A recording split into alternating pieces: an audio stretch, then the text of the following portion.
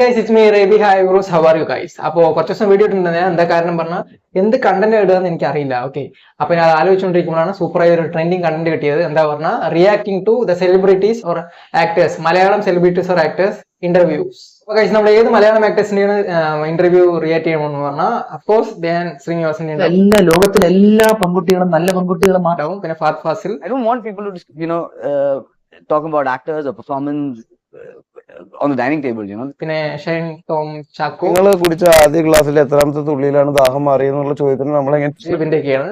അപ്പൊ guys first of all ആരുടെ interview നമ്മൾ നോക്കാൻ പോകുന്ന പറഞ്ഞാൽ none other than ഫാത്ത് Fazil ഫാഫന്റെ interview ആണ്. ലേറ്റസ്റ്റ് ആയ ഒരു ഇന്റർവ്യൂ വന്നിട്ടുണ്ടായിരുന്നു, ഭയങ്കര ട്രെൻഡിങ് ആയി പോയിക്കൊണ്ടിരിക്കുകയായിരുന്നു. ഓക്കെ, അതിൽ ഏറ്റവും ഇമ്പോർട്ടന്റ് ആയ സംഭവം, ഇമ്പോർട്ടന്റ് ആയ ഒരു ക്ലിപ്പാണ് നമ്മൾ റിലേറ്റ് ചെയ്യാൻ പോകുന്നത്. Okay, I'll try and make the film watchable. I don't want them to think about me otherwise. I don't want them to think worry about what I'm doing with my life. Just don't take me seriously when you leave theaters. Right. Just think about me in the theater. That's all. And I don't want people to talk about actors or performance on the dining table. Let them just discuss in the theater or maybe on the way back home. The drive. Not more than that. Cinema is not big. Okay guys, അപ്പോൾ video കണ്ടല്ലോ. അപ്പൊ കുറച്ച് ഡീപ്പാണ്, കുറെ opinion difference വരും കുറെ ആൾക്കാർക്ക്. പക്ഷെ എനിക്ക് വന്നിട്ട് അത് കുറച്ച് ട്രൂ ആണെന്ന് എനിക്ക് തോന്നുന്നു. കാരണം ആളെന്താ പറയുന്നത് പറഞ്ഞാൽ I don't want people to discuss about his movies on the dining table. അത് പറഞ്ഞാൽ അറിയാലോ നിങ്ങൾക്ക്, ഡൈനിങ് ടേബിളിൽ നമ്മൾ പേഴ്സണൽ ആയിട്ട് കഴിക്കുമ്പോൾ, ഫാമിലിയോടൊപ്പം കഴിക്കുമ്പോൾ മൂവീസിനെ കുറിച്ചോ ആക്ടേഴ്സിനെ കുറിച്ചോ ഡിസ്കസ് ചെയ്യണത് ആൾക്ക് ഇഷ്ടമല്ലെന്നാണ് പറയുന്നത്. ആക്ച്വലി കുറച്ച് സീരിയസ് ആയി നോക്കുകയാണെങ്കിൽ അത് നല്ല കാര്യമാണ് ആള് പറയണത്.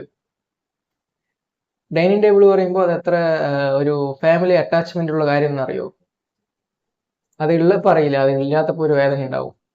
കുറെ നമ്മുടെ ഫാമിലിയുടെ ഒപ്പം ഒരുമിച്ചിരിക്കുമ്പോൾ എന്തിനാണ് വെറുതെ ഹീറോസിന്റെ കാര്യവും മൂവീസിന്റെ കാര്യമൊക്കെ ഡിസ്കസ് ചെയ്യുന്നത്? നമുക്കായിട്ട് പേഴ്സണൽ ലൈഫ് ഉണ്ടാവും. ഈച്ച് അതറിനെ കുറിച്ച് അന്വേഷിക്കുക. അപ്പൊ അമ്മനെ കുറിച്ചോ, അമ്മന്റെ കൂടെ ഇരുന്ന് ഭക്ഷണം കഴിക്കുകയാണെങ്കിലോ, ചേച്ചിനെ കുറിച്ചോ, ഏട്ടനെ ആരുടെ കൂടെ ഭക്ഷണം കഴിക്കുകയാണെങ്കിലും അവരിനെ കുറിച്ച് ചോദിക്കുക. അവരെന്താ ചെയ്യുക ഡെയിലി ലൈഫിൽ, എങ്ങനെയാണ് സുഖമായിരുന്ന, ഡെയിലി എന്തൊക്കെ ചെയ്തു, അത് ചോദിക്കുക. അത് ചോദിക്കാണ്ട് വെറുതെ അവരിനെ കുറിച്ച് ഇവരിനെ കുറിച്ച് ഡിസ്കസ് ചെയ്തത് അത് കറക്റ്റാണ്, എനിക്ക് ഓക്കെയാണ് തോന്നുന്നത്. നിങ്ങൾക്ക് എന്താ തോന്നുന്നത് പറഞ്ഞാൽ കമന്റ് ബോക്സിൽ പറയാം. ഓക്കെ, നിങ്ങൾക്ക് അത് ശരിയായില്ല, അത് ആ ഒപ്പീനിയനിൽ കുറച്ച് ഞാൻ ഓക്കെ അല്ല, ആ ഒപ്പീനിയന് എനിക്ക് യോജിക്കാൻ പറ്റില്ല പറഞ്ഞാൽ അത് കമന്റ് ബോക്സിൽ പറയാം. അപ്പൊ നമ്മൾ അടുത്ത് ആരുടെ നോക്കാൻ പോകുന്ന പറഞ്ഞാൽ ധ്യാൻ ശ്രീനിവാസിന്റെയാണ്. കുറെ കോമഡി ഉള്ള ഇന്റർവ്യൂ ക്ലിപ്സ് ഒക്കെ ഉണ്ട്, പക്ഷെ എനിക്ക് ഇഷ്ടപ്പെട്ടത് ഈ സീരിയസ് ആയിട്ടുള്ള ഒരു ടോപ്പിക്കാണ്, ഈ ഒരു ക്ലിപ്പാണ്. ഓക്കെ, നമുക്ക് നോക്കാം. ചേച്ചി വിചാരിക്കുന്ന പോലെ ലോകത്തിലെ എല്ലാ പെൺകുട്ടികളും നല്ല പെൺകുട്ടികളും മാത്രമല്ല, ഗുഡ് ബാഡ് ഉണ്ട് ചേച്ചി. എന്നെ ഇഷ്ടപ്പെട്ടിരുന്നതും എന്റെ കൂടെ അന്ന് ചെന്നൈ പ്രൊഫൈല് നോക്കും. നമ്മുടെ പ്രേമിക്കുന്നതിന് മുന്നേ അവന്റെ കയ്യിൽ കാശുണ്ടോ? കാശില്ലാത്തവനെ പ്രേമിക്കൂല. ആണുങ്ങളെ കൃത്യമായി യൂസ് ചെയ്യാൻ അറിയുന്ന, അവരുടെ വീക്ക് പോയിന്റ് മനസ്സിലാക്കുകയും അവരെ ഇമോഷണലി ബ്രേക്ക് ഡൗൺ ചെയ്ത് അവരെ ഡിപ്പെൻഡന്റ് ആക്കി മാറ്റി അതിലൂടെ അങ്ങനത്തെ കുട്ടികളെ പേഴ്സണലി ഞാൻ കണ്ടിട്ടുണ്ട്.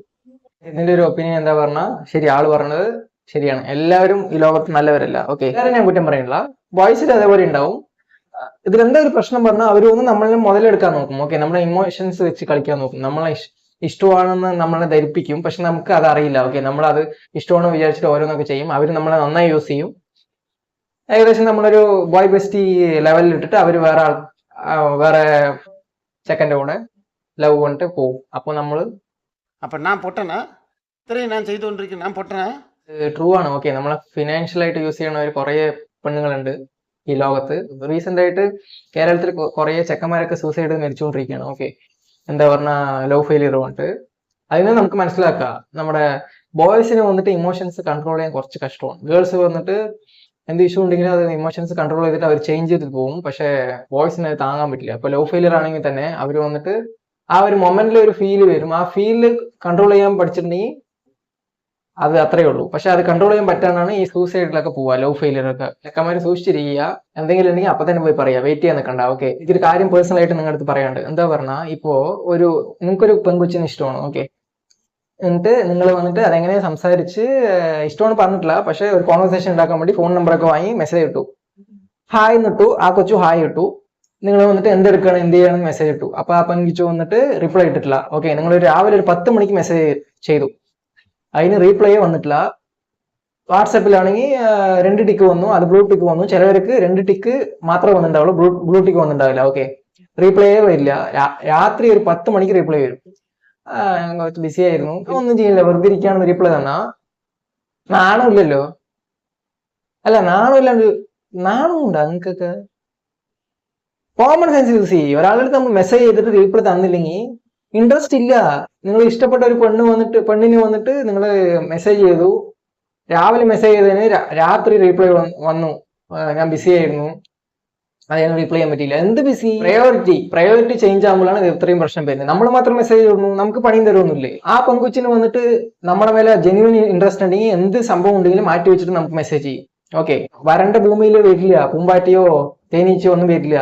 പൂന്തോട്ടത്തിൽ മാത്രമേ പൂമ്പാറ്റിയും തേനീച്ചയൊക്കെ വരുള്ളൂ. അപ്പൊ നമ്മളുടെ പൂന്തോട്ടോ ഇല്ലെങ്കിൽ മറ്റേ പൂച്ചെടി, നല്ല ഭംഗിയുള്ള പൂച്ചെടിയെ മാറ്റുക. അതുകൊണ്ട് നമ്മുടെ മേലെ പൂവൊക്കെ ഇങ്ങനെ ഒട്ടിച്ച് മൂക്കിലൊക്കെ പൂ വെക്കലാണ് ഞാൻ പറഞ്ഞത്. നമ്മൾ അത്രയും ഫിനാൻഷ്യലായിട്ട് ഗ്രോ ആകുക, ഇല്ലെങ്കിൽ നല്ല പൈസ ഉണ്ടാക്കുക, നല്ല നമ്മുടെ ലൈഫ് ഭയങ്കര സെറ്റിൽ ആകുക, കുറച്ച് സ്റ്റാൻഡേർഡ് ആകുക. അത്രയും നമ്മൾ ടൈമൊക്കെ വേസ്റ്റ് ചെയ്തിട്ടാണ് മെസ്സേജ് ചെയ്യണത്. അപ്പൊ റീപ്ലൈ വന്നില്ലെങ്കിൽ ഫക്ക് ഓഫ് പറഞ്ഞിട്ട് നമ്മൾ പണി നോക്കിയിട്ട് പോവുക. ഓക്കെ, അപ്പൊ അത്രേ ഉള്ളൂ ഗൈസ്. നിങ്ങളുടെ ഒപ്പീനിയൻ കമന്റ് ബോക്സിൽ പറയാം. പിന്നെ എന്തെങ്കിലും വീഡിയോന് നമ്മൾ ചെയ്യണം പറഞ്ഞാൽ അത് കമന്റ് ബോക്സിൽ പറയാം. അപ്പൊ bye guys, it's me your Abi. Bye bros, love you guys.